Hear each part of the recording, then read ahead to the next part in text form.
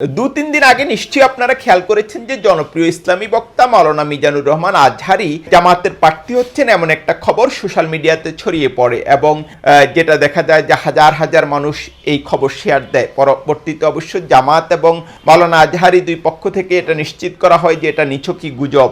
তা আমরা যেটা দেখছি যে জামাতের প্রার্থী তালিকা নিয়ে এরকম নানা খবর প্রায় প্রতিদিনই আসছে এবং নানা রকম চাঞ্চল্যকর খবর এবং প্রায় প্রতিদিনই বলা হচ্ছে যে জামাতের প্রার্থী তালিকায় বড় চমক আসছে।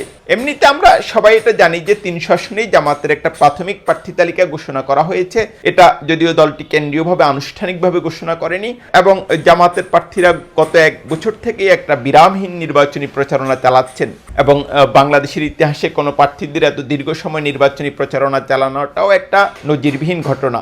কিন্তু জামাতের এই প্রার্থী তালিকায় যে একটা বড় পরিবর্তন আসবে সেটা নিশ্চিত করেই বলা যায়। প্রথমত একটা নির্বাচনী সমঝোতার চেষ্টা করছে জামাত, বিশেষত ইসলামী আন্দোলনের সঙ্গে, এবং সেখানে আরো কয়েকটি রাজনৈতিক দল রয়েছে যারা ইসলামপন্থী হিসেবে পরিচিত।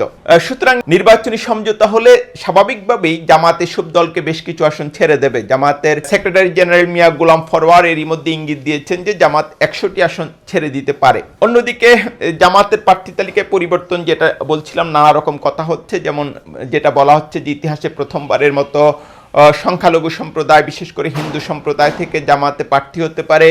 সরাসরি নারী প্রার্থীরাও জামাতের হয়ে নির্বাচনে অংশ নিতে পারেন। তো সেই পরিবর্তন হলে সেটা একটা বিরাট পরিবর্তনই হবে, এটা নিশ্চিত করেই বলা যায়। অন্যদিকে আরেকটা পরিবর্তনের কথাও খুবই আলোচনা হচ্ছে। আমরা সবাই জানি যে 4টি ছাত্র সংসদ নির্বাচনে ছাত্র শিবিরের নেতারা কিংবা তাদের সমর্থিত প্যানেল জয়ী হয়েছেন। বিশেষ করে ঢাকা বিশ্ববিদ্যালয় এবং জাহাঙ্গীরনগর বিশ্ববিদ্যালয়ে ছাত্র শিবিরের বিজয় একটা অভাবনীয় ঘটনা। সাদিক কায়েমের কথাই বলতে পারি আমরা। পুরো বাংলাদেশে গত 1-1.5 বছরে সবচেয়ে আলোচিত চরিত্রগুলোর একটি। জুলাই অভ্যুত্থানের নেপথ্যে থেকে, সরাসরি রাজপথে থেকে তিনি একটা গুরুত্বপূর্ণ ভূমিকা রেখেছেন এবং পরবর্তীতে কালেও আমরা যেটা দেখছি যে তার ভূমিকা খুবই গুরুত্বপূর্ণ।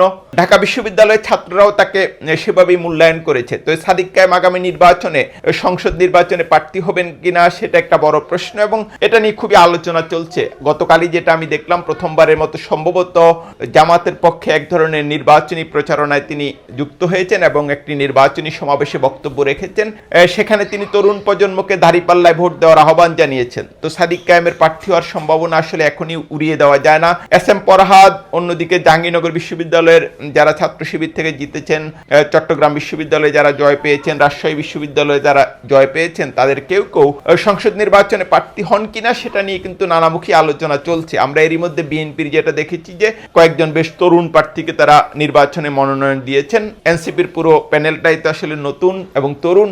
সেই ক্ষেত্রে জামাত ছাত্র শিবির নেতাদেরকে প্রার্থী করে কিনা সেটা আসলে খুবই একটা কৌতূহলের বিষয়।